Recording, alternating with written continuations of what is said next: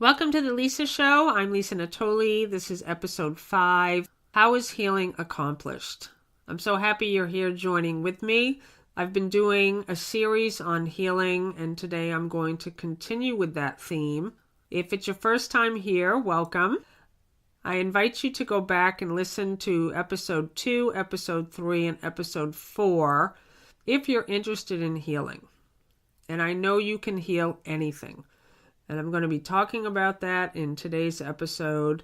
But it does require for you to change your thoughts, your energy, your beliefs. It requires you to take 100% responsibility for everything that seems to be happening to you.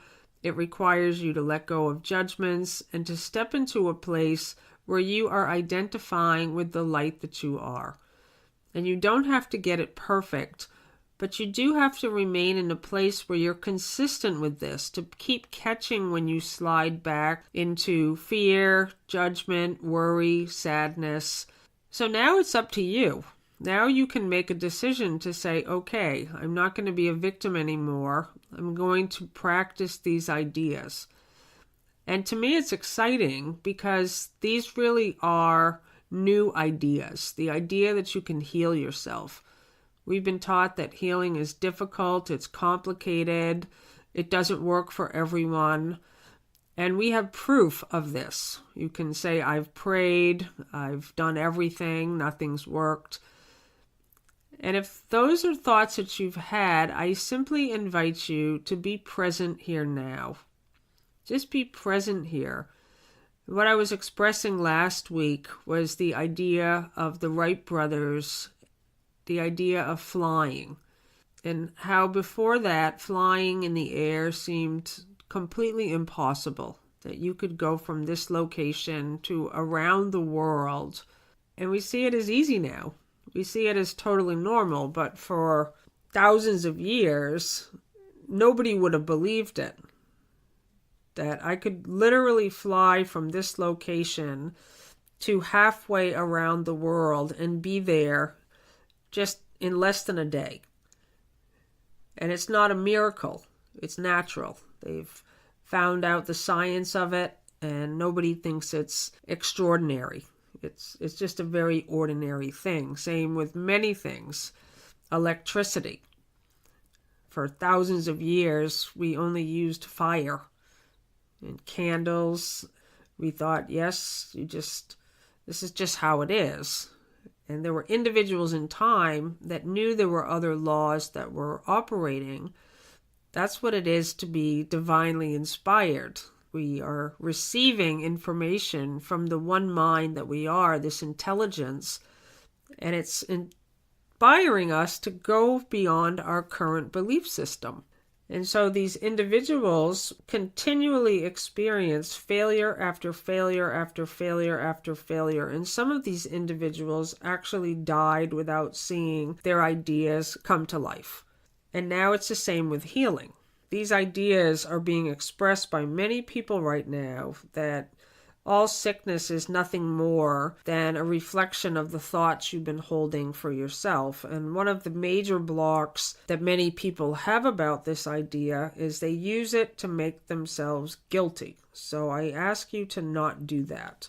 Because often what I see in the spiritual community is people will have cancer or some kind of a sickness, and they say, well, I caused it.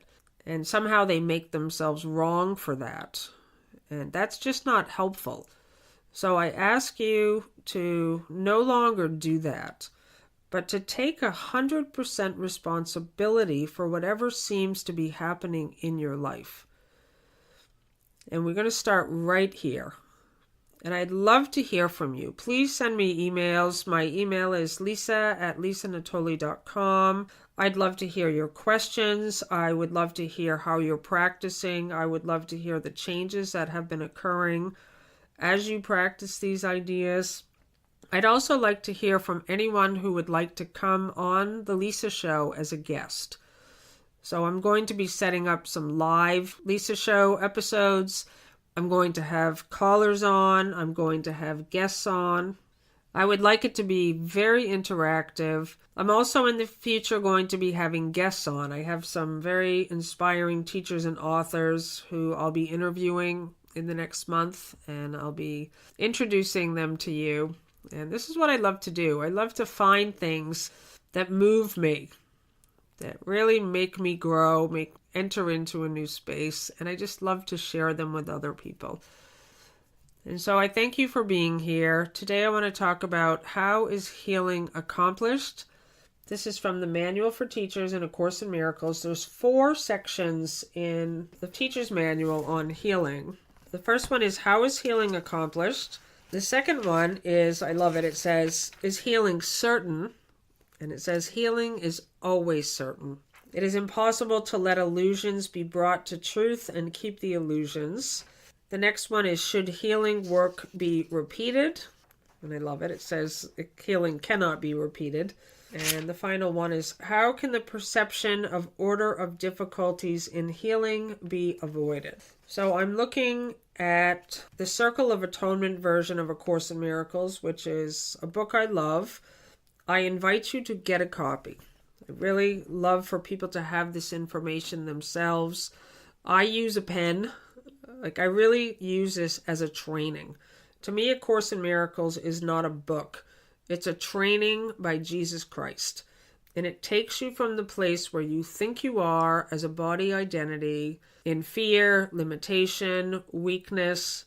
It starts right there. You need no preparation whatsoever. Where you are right now is where you begin. It doesn't matter how bad your sickness is. It doesn't matter what you think about what you've done that has not worked. You start right here and you give yourself a new beginning. I invite everyone to just get a copy of the book so that you have all the information yourself, so that you're not depending anymore on me or anyone else outside of you. That you have the training manual for yourself. And then just begin it. Really begin it. And my suggestion, as always, is be as uncompromising as you can. And you're training your mind in a systematic way to a different perception of everyone and everything in the world. So we've been having a perception of ourselves as bodies separate from other bodies, alone and helpless. That's our perception. And we have to work hard, we have to struggle, we have to effort. And now we're training our minds to live in a new way. And so this is an invitation now for you to practice, to hear my words, to be present right in the place where you are, and then to begin to make changes. Make changes in your energy, make changes in your thoughts, make changes in the words that you use, make changes in your beliefs. You're not helpless. You are powerful beyond belief. And I remember the first time I recognized that I could make changes in my words, because often we just think, no, I have to say this. This person is really pissing me off and I really need to let them know how I feel. Or this person doesn't know what they're doing and I need to tell them and correct them. And you begin to recognize that you have the power to not let words come out of your mouth. That's the first step. You recognize, oh, I don't have to say everything. And that's a place where you recognize, okay, I am powerful. I actually am powerful, that I can just be quiet. That is a tremendous amount of power to be quiet. And so you start to claim, okay, I am powerful. And then the next step is where you recognize that you can change the thought. So you have the power to not allow the words to come out of your mouth. That's the first step. But the thoughts often are still rattling around in your head about other people or about yourself. And you recognize that you have the power to now change your thoughts. You don't have to think a thought. You recognize there's a billion other thoughts that you could be thinking. Or no thought. You could just be in the silence and gratitude and appreciation and a feeling of joy. You recognize, oh, okay, I have that power. I can let this thought go. You recognize you have the power to let grievances go. You start to recognize there's been a track running in your brain, like a broken record, that keeps telling the same stories over and over and over and over and waiting for other people to change. And you recognize the record. You recognize, oh, this is only going on in my own mind, and I don't have to think this thought anymore. I can let it go. I can forgive. I can forgive myself. I can forgive others. You recognize you have the power to let the past go. You recognize you have the power to not worry about the future. All I wanted to do in this moment is to help you to recognize the enormous power that you do have. And it's also an ability. Jesus tells us in A Course in Miracles that healing is the one ability that can be developed and must be developed. So healing is an ability, and now we are stretching that ability muscle. We're saying, okay, healing is an ability that can be taught, it can be learned, and now I am going to learn it. And as you keep using these ideas, you begin to see improvement. You begin to see change. So one of the things for me as a teacher, as someone who teaches healing, and as I expressed in the earlier episodes, all healing means is wholeness.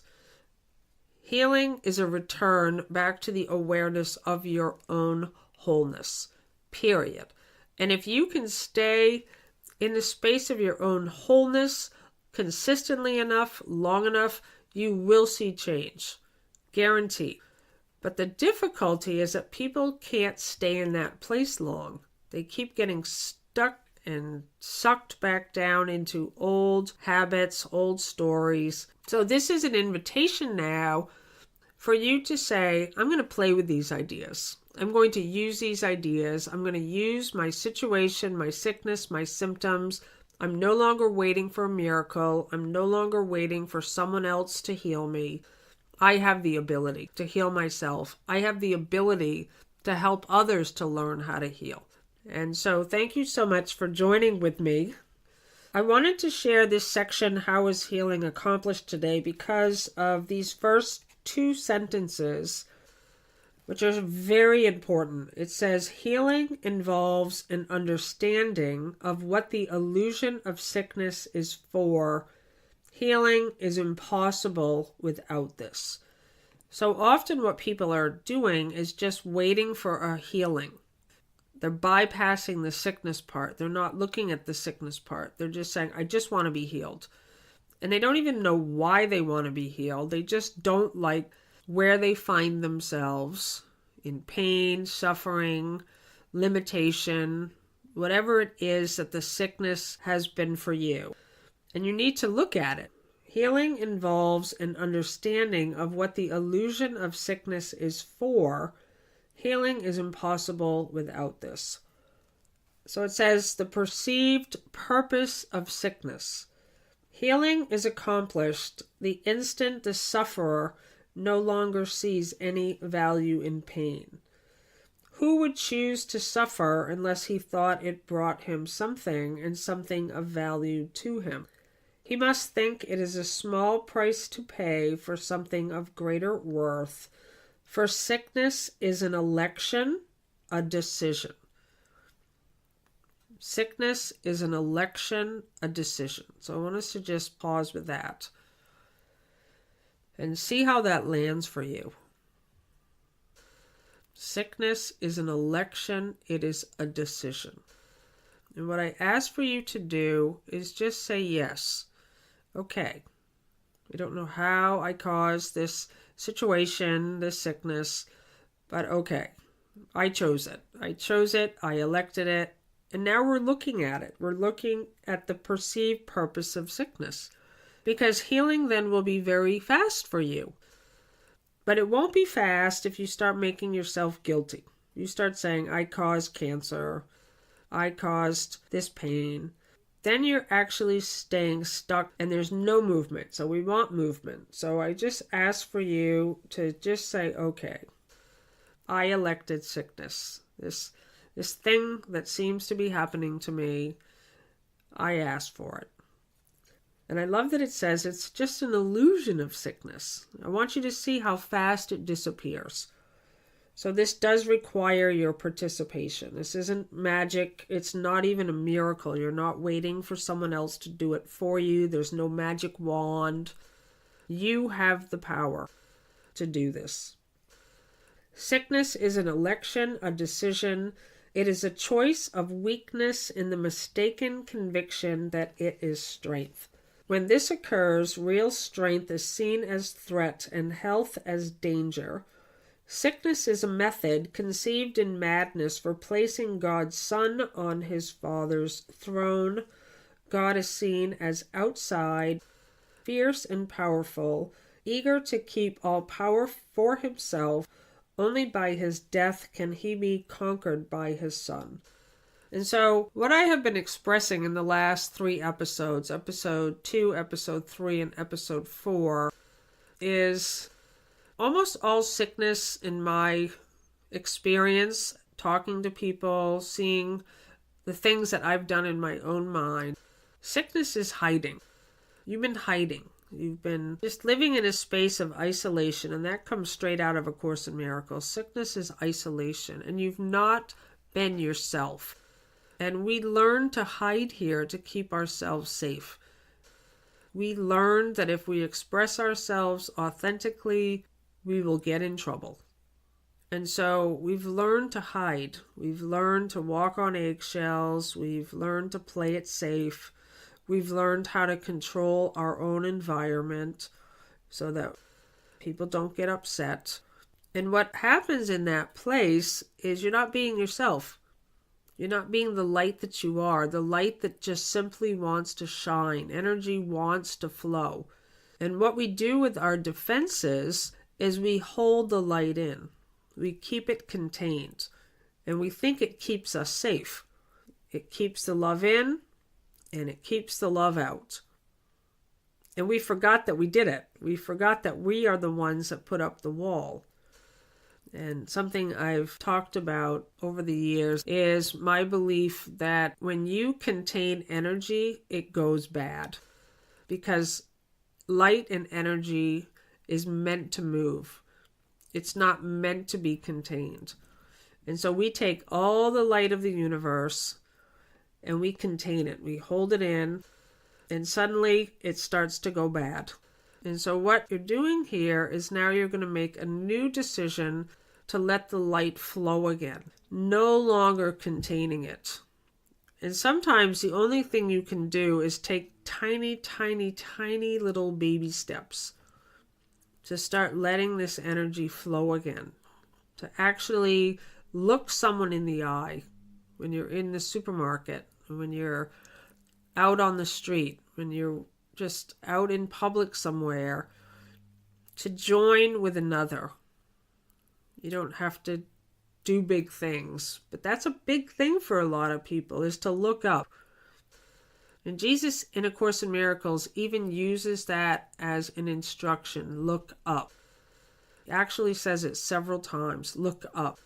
Because our eyes are cast down, we don't dare look at each other. And so to me, healing is a space where suddenly your energy is moving more upward. For me, it actually pulls me upward. For years, I was all hunched over, just hiding my heart maybe, very bad posture, and always my shoulders were coming downward over my heart area, and I was always sort of crouched, and my head was always downcast. And Jesus talks about that in the Course also, that our head is downcast. And when you come back into a space of acknowledging the light that you are, the power that you are, and being more bold and joining your light with others, you will notice that the energy starts moving you more upright. This is my experience. The energy, and who knows how it works. I don't know that. But, there's many conversations about chakras and the energies moving through your chakra areas and clearing them. I don't know the science behind any of that, but I know that when I am remembering the light that I am, my posture improves. And I find myself standing up straight. I find that my heart suddenly is the first thing in front of me. I love that. I love that idea of imagining that you're standing up so straight that your heart, like your chest sticks out, like you're actually moving your heart out in front of you, and you're allowing your heart to lead. And you're not hiding it anymore. You're not all scrunched over in bad posture hiding your heart. You're saying, okay, I'm standing up straight. My head is up high. I'm remembering who I am. And even if you're not certain yet, you can play it like a game.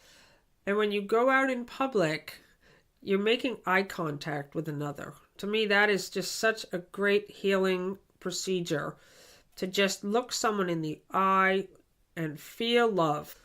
Don't have to say anything to them, but imagine that this light, which you have contained, and now you are committed and dedicated to healing, and you're saying, I am going to let this light flow. I am going to let this little light of mine shine.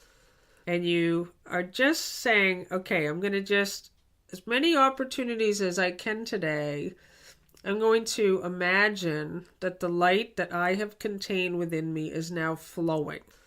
And it actually is flowing when you're thinking about another, even in the quietness of your own house, in your living room, in your bedroom, and while you're lying in bed. You can actually get the energy moving even there when you're no longer thinking of grievances. When you are in a space of grievances and judgment, the wall's up.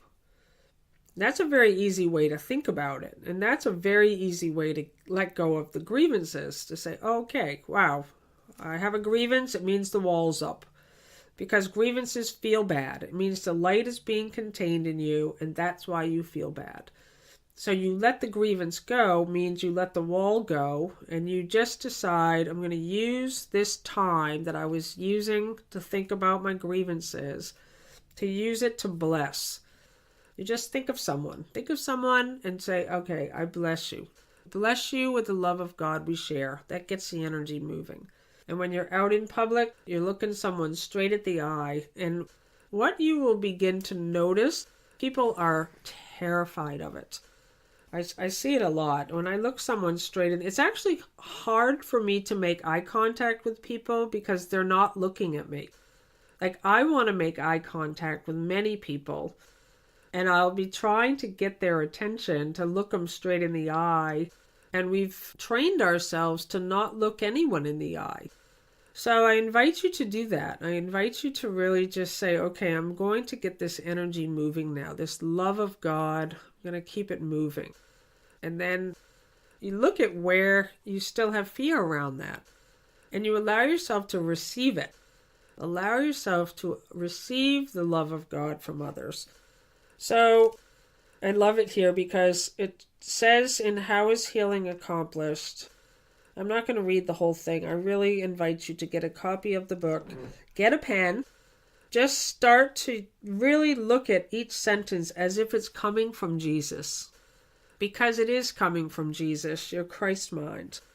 And sit with Jesus. That's what it is to read A Course in Miracles. You're actually sitting with Jesus, and he is instructing you. He's telling you these ideas. So it says, if he is healed, he is responsible for his thoughts. See this as a training from Jesus himself. Jesus the Christ, your own inner light. You're talking to yourself.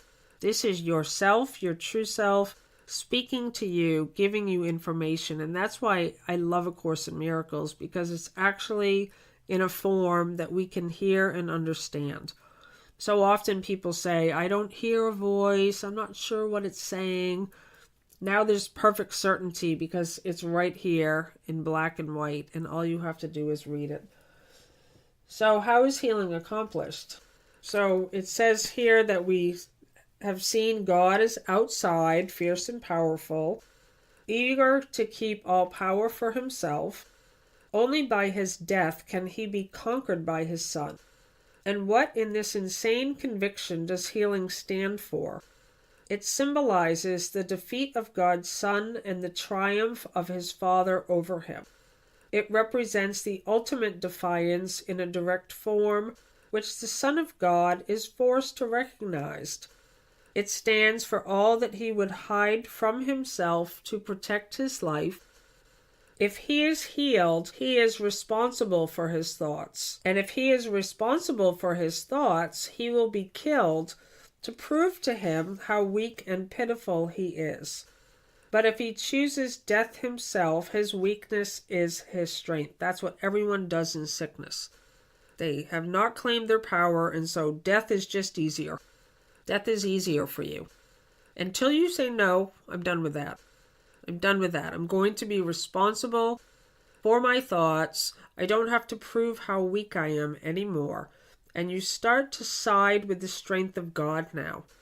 And stop choosing death. Now he has given himself what God would give to him, and thus entirely usurped the throne of his Creator. What I said in an earlier episode was, if you think you're dying, you take total responsibility and you say, instead of I'm dying, you say, I'm killing myself. That's total responsibility. And now you can make a new choice and you can say, enough of that. I'm done with killing myself. I'm done with hiding. I'm done with isolating.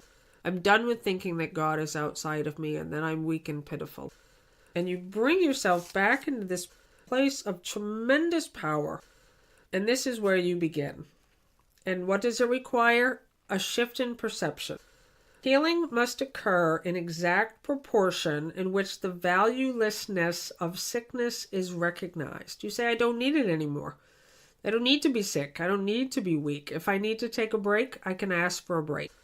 I don't have to be sick to take a day off from work. I can just say, I'm not coming in today. I need some time.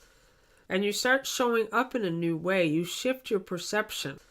And now you can actually become honest and recognize, okay, I don't really want to show up in life. I actually don't want to put myself out there. And in that space, at least now you know what you really want. But if you are sincerely wanting to move beyond the experience of sickness and pain, this is the place when you can say, I'm done. I'm done with this experience, and I let the past go. And we join right here in this new place, right here, and we allow the instruction of Jesus to be the words that guide us. One need but say, there is no gain at all to me in this, and he is healed. But to say this, one must first recognize certain facts. First, it is obvious that decisions are of the mind, not of the body. If sickness is but a faulty problem-solving approach, it is a decision. And if it is a decision, it is the mind and not the body that makes it. And I want you to just say, one of the things the mind does often to resist healing is to start thinking about other people who are sick and how they couldn't have chosen that. Like if the mind starts going to, yeah, well, what about babies who were born with physical deformities? And it starts thinking of things that you can't heal. Well, that person doesn't have any arms and you can't grow back arms. And the mind starts coming up with a whole bunch of other ideas that are nothing more than your own distraction and delay mechanisms. So I want you to be alert to that. I want you to really see if your mind is going off into conceptual land, thinking about or trying to prove how healing is not simple. Just be alert to that, because that is what happens. The mind then wants to come up with some excuses. But if you truly want healing, I want you to come into this place and say, all things are possible. Healing means wholeness. And so that's it. I mean, I know so many people who have physical disabilities or don't have arms or legs, and they're not sick. They're totally whole. And so what you're doing is you're looking at this idea of what the sickness is. You say, there is no gain at all to me in this, and he is healed. But to say this, one must first recognize certain facts. First, it is obvious that decisions are of the mind, not of the body. If sickness is a faulty problem-solving approach, it is a decision. And if it is a decision, it is the mind and not the body that makes it. The resistance to recognizing this is enormous because the existence of the world as we perceive it depends on the body being the decision maker. Terms like instincts, reflexes, and the like represent attempts to endow the body with non-mental motivators. Actually, such terms merely state or describe the problem. They do not answer it. The acceptance of sickness as a decision of the mind for a purpose for which it alone would use the body is the basis of healing, and this is so for healing in all its forms. A patient decides that this is so and he recovers. If he decides against recovery, he will not be healed. Who is the physician? Only the mind of the patient himself. So I talked about that in the last few episodes, is you're the physician. Your mind decides the outcome. You decide, and that is so important. You decide on the outcome. Are you going to be whole? Or are you going to continue to be sick? And you decide. And then it says the next sentence, the outcome is what he decides that it is. How are you going to show up from now on? You decide. So I invite you to really decide on the outcome you want. Write it down. Just sit in meditation, sit in quiet. You decided for sickness. Now you're going to decide for something brand new. Decide on the outcome you want. And what it is a feeling. It's a state of mind. That's what you're deciding on. And you begin to live in that way. Because the state of healing is already accomplished. And so as you stay in that place and you allow yourself to really step in and say, okay, I am healed. I am healed, I am whole, I am perfect as God created me. And you decide on the outcome. The outcome is what he decides that it is. Special agents seem to be ministering to him, yet they but give form to his own choice. He chooses them to bring tangible form to his desires. And it is this they do and nothing else. They are not actually needed at all. The patient could merely rise up without their aid and say, I have no use for this. There is no form of sickness that would not be cured at once. Amazing, right? These forms that you've been using to try to heal yourself are not actually needed at all. You could just rise up without their aid and say, I have no use for this. There is no form of sickness that would not be cured at once. What is the single requisite for this shift in perception?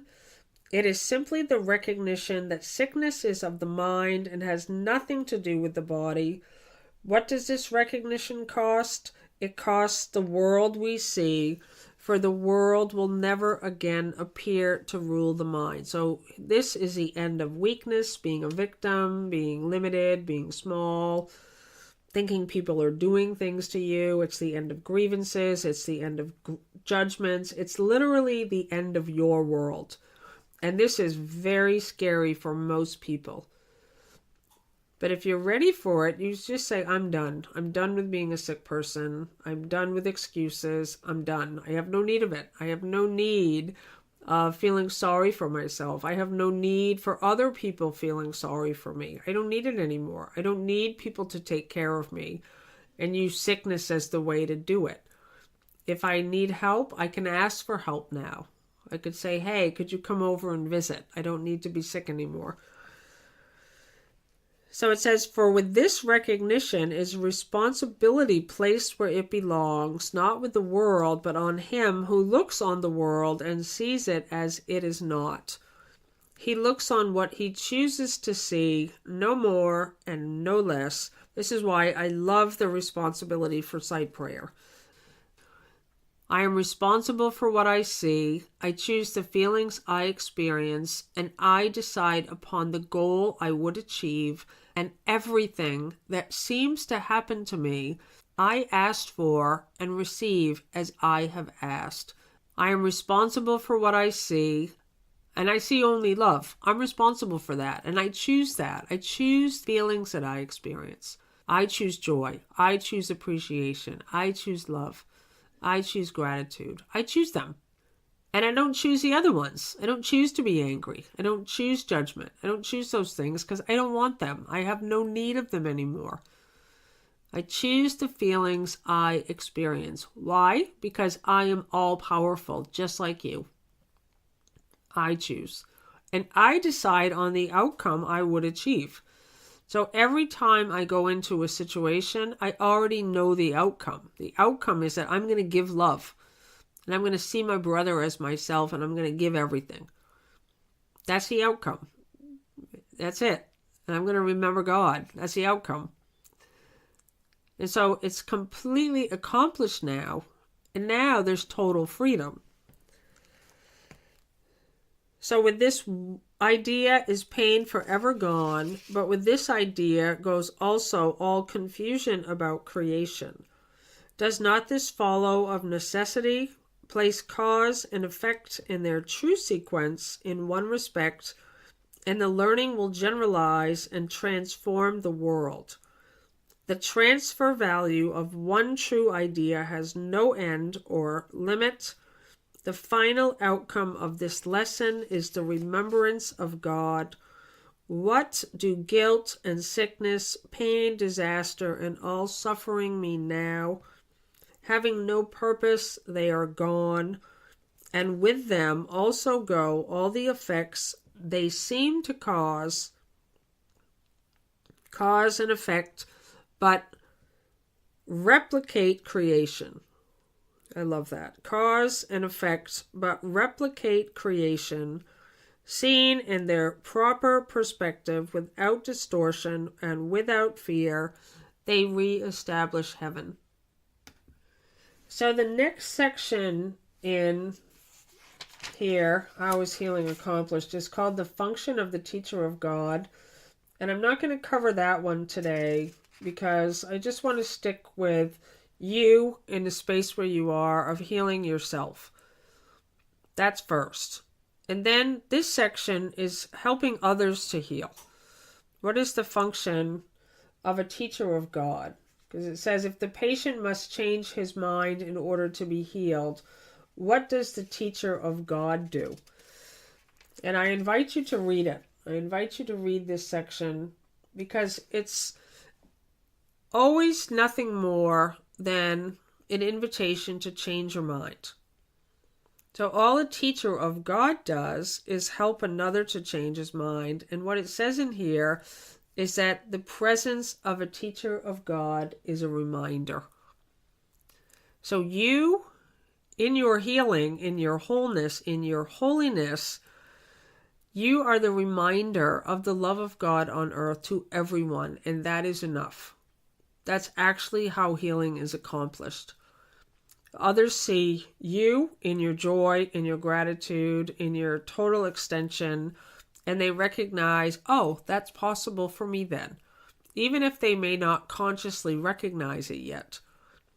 And then from there, it's determined by you whether or not you really want to step into a function of helping others to heal, to know their own wholeness. My experience is at a certain point, there is no choice. So what I mean by that is I used to think, I don't want to teach. I don't need to help other people. I don't need to help people change their mind. And I didn't. I just thought, oh, I have enough problems on my own. I'm not going to help other people. I don't want to be a coach. I don't want to be a teacher. I don't want to do that for my life work. I just want to be left alone. But what happened to me is I've entered into this place where I see people suffering. I hear their stories. And I know they're doing it to themselves. And I know that they don't have to hurt themselves. And so you begin to take on this function naturally. It's almost not even a choice. It's like somebody is saying something is blue when it's red, and you're there going, okay, I'm just going to help this person see it differently. You find yourself in such a state of joy and gratitude for what has occurred for you that there's a natural extension that you're not even extending. You're just not blocking anymore. I guess that's the best way for me to describe it. I never actually feel like I'm doing anything. In every moment, I'm simply present wherever I am, available for the light to flow. I'm just alert and present and at peace and in joy, and allowing myself to be led. Just to say, okay, Father, here I am. Send them. Send them to me. And I'm there available for whatever comes in front of me. And the love at the point where there's no more blocking by you is just flowing. It's like Jesus talks about from 2,000 years ago, my cup runneth over. Your cup is just pouring. There's nothing you can do to stop it anymore because the blocks are all gone. And the light just simply knows where to flow. It's flowing there naturally. So the only difficulty that any of us ever had was our own stopping of the light. From fear, from worry, from faulty learning, that we just kept containing the light. And when you come into a space like this and you have a willingness to let the blocks and the obstacles go and let the light start to flow again, it starts naturally moving wherever it needs to go.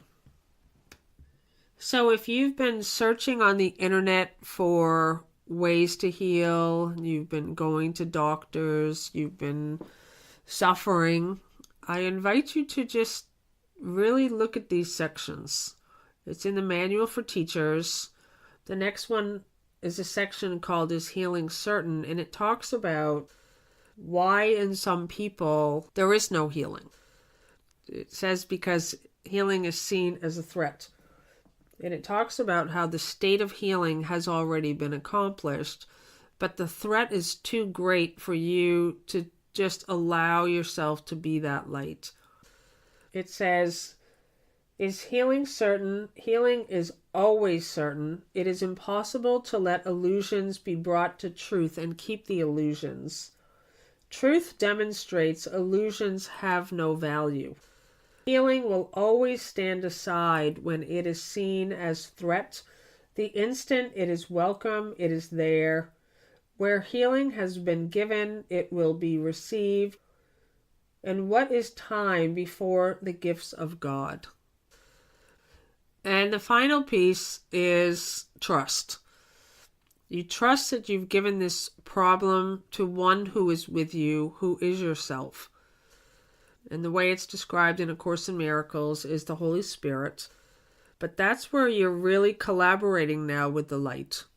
You're working with it, you're walking with it, you're talking with it, you're listening. You're letting it lead the way. You're following. You're letting love change you. And you're no longer blocking. And you become like a child, really. You say, okay, I'm listening. I'm here. And you let it speak to you. You let this light, this love speak to you about your next steps.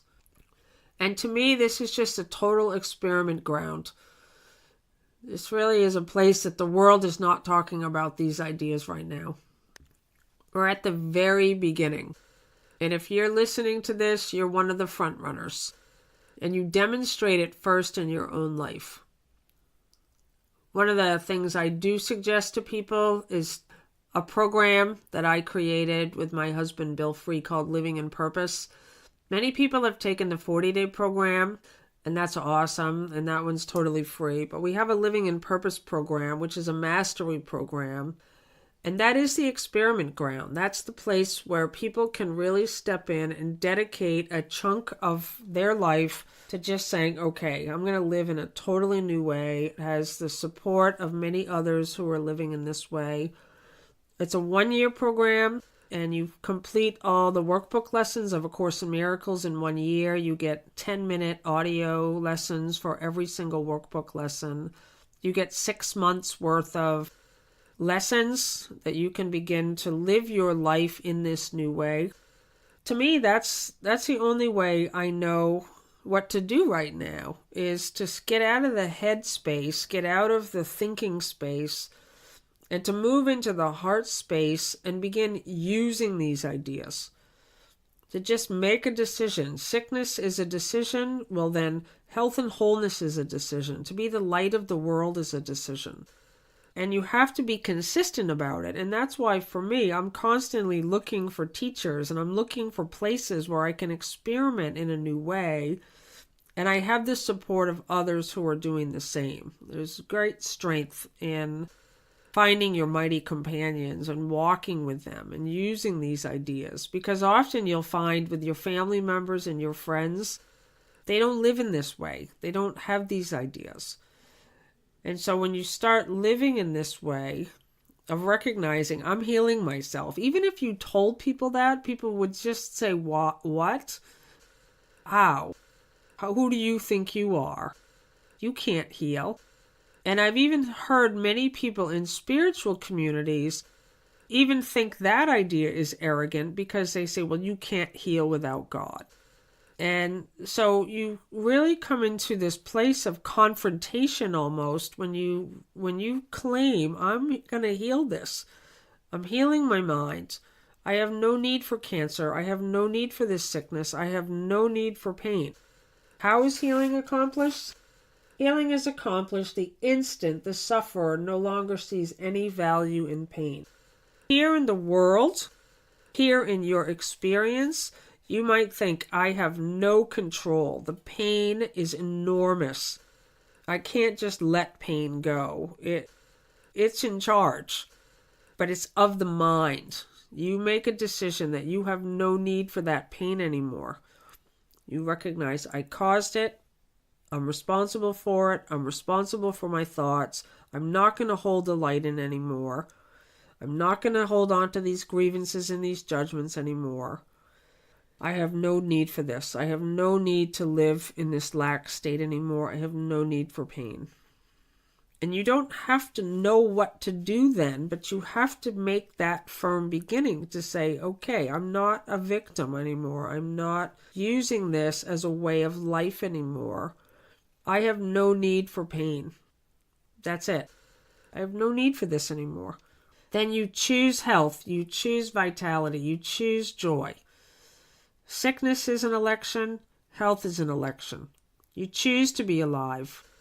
You let death go. You say, I'm done with that.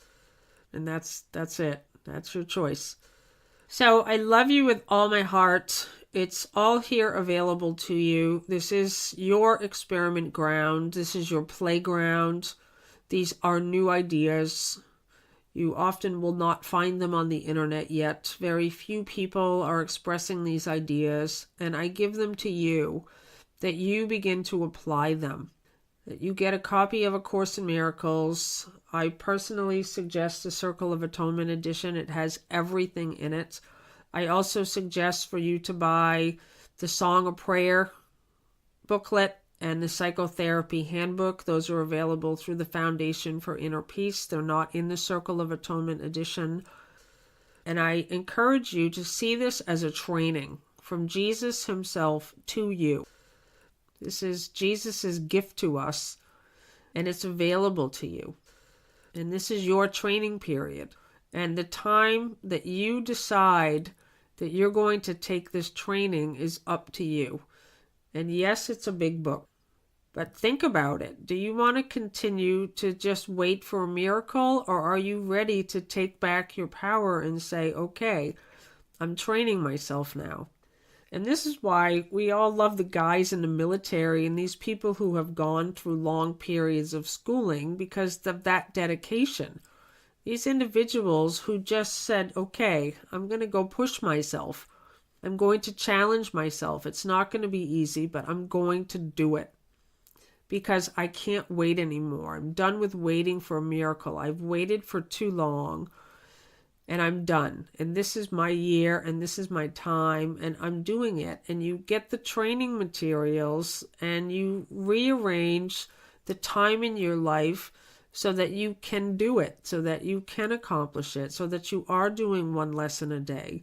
You are reading the text. You are reading all of the instructions. And more importantly, that you're using these ideas. You know, the guys in the military, they don't just think about push-ups and crawling through the mud. They're out there doing the push-ups and crawling through the mud and pushing themselves. And so it is going to take a completely radical new approach for you. And the choice is yours. You just decide. And it doesn't mean you have to do big things, but it does mean that you have to do new things. So I thank you for listening. And again, please communicate with me. I love hearing the miracle stories. My email is lisa@lisanatoli.com. If you'd like to be on the show and be a guest and share your story, please send me an email. I'd love to hear from you. And I love you. There's no need to suffer. You are the light of the world.